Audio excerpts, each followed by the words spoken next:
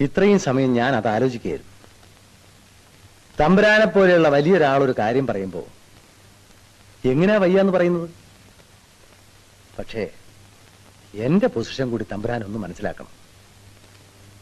ഇലക്ഷനിൽ നമ്മുടെ കക്ഷി ജയിക്കുമെന്നുള്ളത് ഉറപ്പാ. അതിലെനിക്ക് ടെൻഷനില്ല. കാരണം പ്രതിപക്ഷത്തിന്റെ കുഴി അവര് തന്നെ തോണ്ടിയിട്ടുണ്ട്.